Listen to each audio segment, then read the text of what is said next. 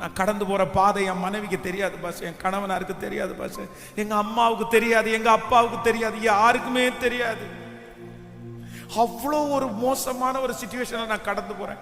யாருக்கு பாஸ்டர் நான் சொல்லி புரிய வைக்க முடியும்? நீங்க இன்னைக்கு சொன்னது மாதிரி யோபு 3 பாதையில கடந்து போன மாதிரி நானும் அப்படிதான் பாஸ்டர். எனக்கு ஏமாற்றமா இருக்குது, எனக்கு அவிசுவாசமா இருக்குது. நான் அப்படிப்பட்ட ஒரு இந்த மாதிரி ஒரு பாதையில நான் இதுக்கு முன்னாடி டிராவல் பண்ணதே இல்லை. இவ்வளவு மோசமான பாதை. யார்கிட்ட சொல்லி புரிய வைக்கிறது, என்ன பண்றதுன்னு எனக்கு தெரியல.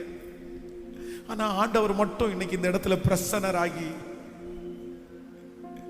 ஹல்லேலூயா, நீ ஹெல்மெட்டுக்குள்ள வடிச்ச கண்ணீர் அவர் பார்த்தார்ல, நீங்க பாத்ரூம்ல வடிச்ச கண்ணீர் அவர் பார்த்தார்ல, நீங்க யாருக்கும் தெரியாம தலையணை நினைச்சதை கத்தர் பார்த்தார்ல.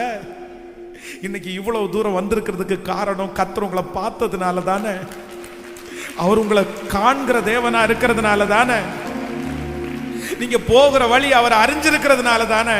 நிச்சயமா ஆண்டவர் சொல்றாரு, இயேசுவே நான் போற பாதை உங்களுக்கு தெரியுதா? தெரிஞ்சா நீங்க ஏன் ஆண்டவரே அமைதியா இருக்கிறீங்க? நீங்க ஏன் ஆண்டவரே சும்மா இருக்கிறீங்க?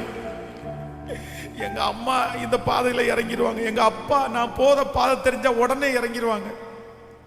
ஆனா உங்களுக்கு இறக்கம் இல்லையான்னு கூட நீங்க கேட்கலாம். கர்த்தர் சொல்றாரு, இல்ல, நீ போகும் பாதையை நான் அறிந்திருக்கிறேன். நான் உன்னை சோதித்த பிறகு நீ பொன்னா விளங்கணும். மகனே நீ பொன்னா விளங்கணும், மகளே நீ பொன்னா விளங்கணும்.